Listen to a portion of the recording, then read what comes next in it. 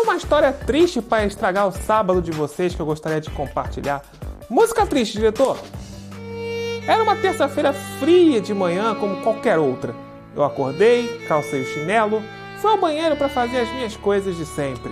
Aí eu decidi subir na balança que estava ao lado do vaso sanitário. E vi um número completamente assustador. Flagamer estava pesando 89 quilos. Eu não acreditei no que eu vi. Estava desesperado, naquele momento sem saber o que fazer.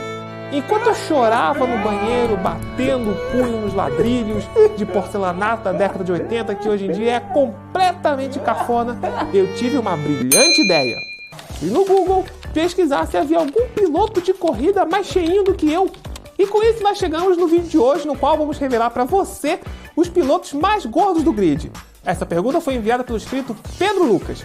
Sem antes deixar de agradecer os nossos membros. Se você quiser se juntar ao nosso clube de membros, é só clicar aqui no botão embaixo, seja membro, no qual você vai passar a ter direito a benefícios exclusivos, como lives privadas, acesso antecipado a vídeos e tudo mais.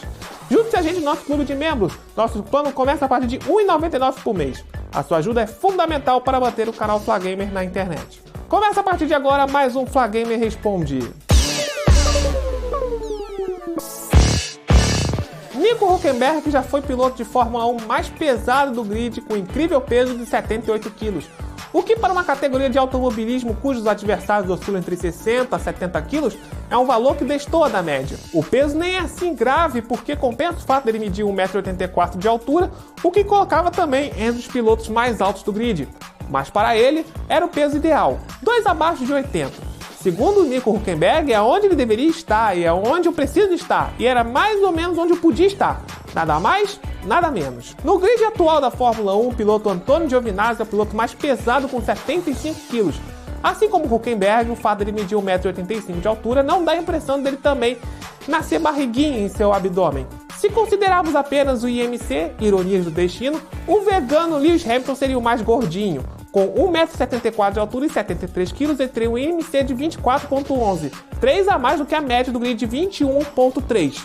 A partir do IMC 25, só lembrando a vocês, já entra na faixa do sobrepeso, o primeiro nível da obesidade.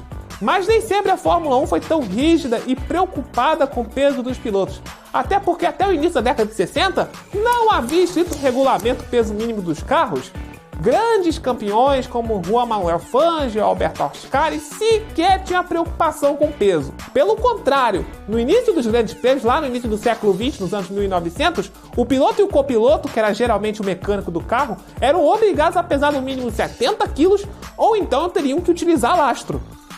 Um exemplo de um piloto muito bem cheio naquela época glamourosa das corridas em preto e branco é o piloto italiano Giuseppe Campari, que corria nos anos 20 e 30 numa categoria chamada Fórmula Livre. Sua maior conquista foi uma vitória em casa no Grande Prêmio da Itália de 1931, local onde ele morreria 2 anos depois após o carro perder o controle numa poça de óleo. Além das corridas, ele tinha 2 paixões, a ópera e a comida. Dá pra perceber. Não só ele era casado com uma cantora de ópera, mas, segundo relatos, pesava aproximadamente 100 quilos. Mais recentemente, após a sua ida para os Estados Unidos ganhar o título da kart, ao ser convidado a correr pela McLaren em 95, Nigel Mansell passou um aperto literalmente para se adaptar novamente aos carros de Fórmula 1, ao ponto de ter perdido 2 corridas porque ele não coube no carro e a McLaren ainda estava ajustando seu cockpit.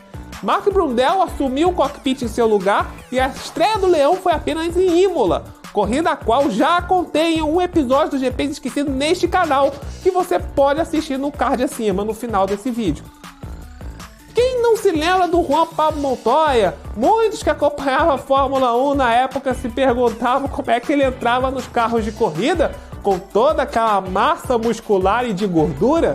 Ele não pesa muito, atualmente 73 quilos, mas o fato de ele ser bem baixinho, apenas 1,68 m, fez com que seu IMC chegasse perto dos 26, já naquela faixa Flagamer de sobrepeso. Ele já foi chamado de gordo pelo Frank Williams nos anos que correu na sua equipe e que ele se sentia desvalorizado.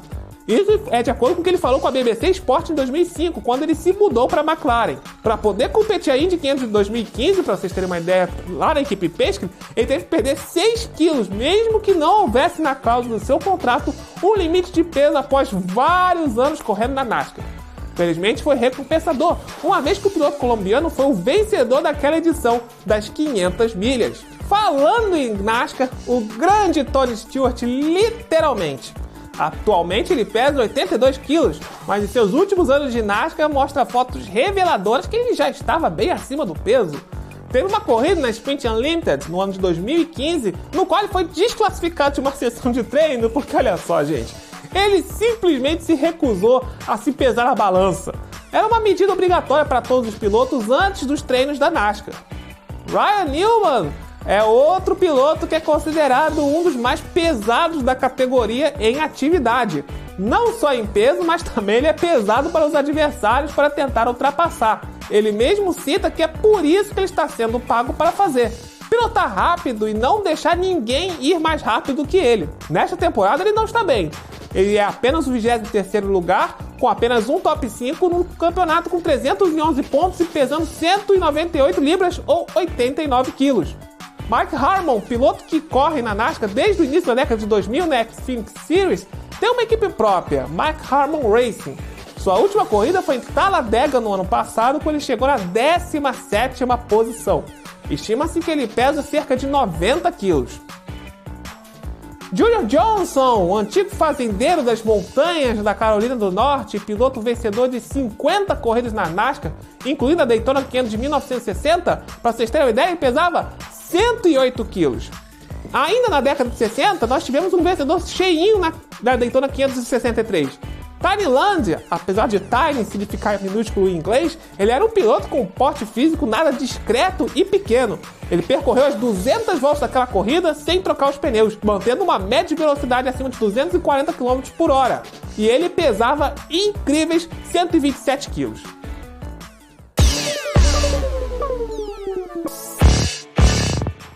Esse vídeo chegou ao fim, mas você pode assistir mais esses 2 ótimos vídeos do Flagamer. Se você gostou, não esqueça do like e de se inscrever no canal para receber mais vídeos de curiosidades sobre o automobilismo. Um grande abraço para você e até a próxima!